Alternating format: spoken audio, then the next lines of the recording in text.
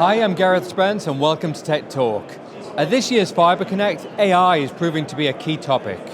People are eager to know how it's going to make managing their networks easier. To provide details on how Adtran is driving AI into its products, I'm joined by Derek Foster. Derek, let's dive straight in. What is Adtran's approach to AI?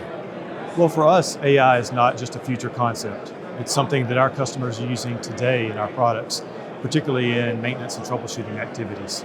Are maintenance and troubleshooting the key areas for Adtran?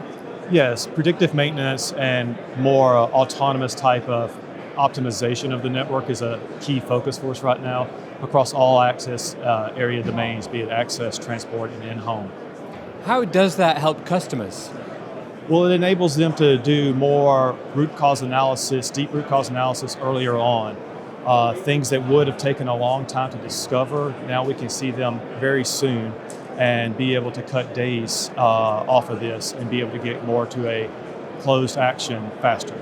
Which Adtran products are customers primarily using to achieve this?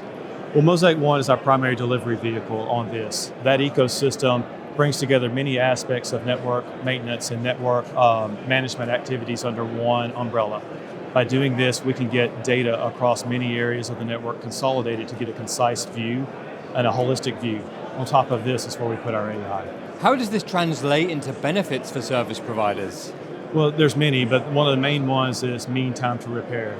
Things that would have taken days or weeks to figure out or resolve now can be understood proactively earlier. So this enables our customers to be able to predict issues before they impact our customer experience and be able to resolve them. And of course, this also leads to a lot of cost savings in these activities. What does the process look like for service providers interested in deploying Mosaic 1? Well, it can be an incremental one. I mean, you can start with bringing in some of our Mosaic 1 software elements that are more around monitoring and then from there, as you've gotten comfortable with that, be able to migrate on to more of the deeper AI-driven analytics things. So it's an incremental process you can take. And is it easy to implement? Very much so. The important thing to note is with Mosaic 1, it works on your existing network today. There's no need to have to take your equipment out or change your infrastructure around. We can go in exactly on your network today and provide benefits immediately. Are there any challenges that service providers need to be aware of? Yes, there are, but most often I see that to be more organizational than technical. Whenever you bring in tools such as this, it's a shift to a more data-driven network maintenance types of activities.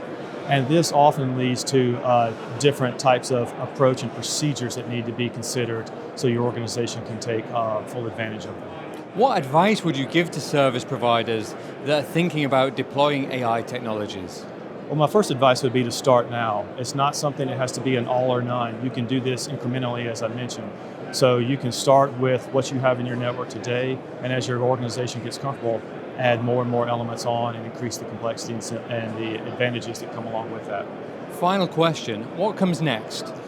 Well, we're looking towards the future for being able to take it from not just troubleshooting and maintenance, but more into autonomous action.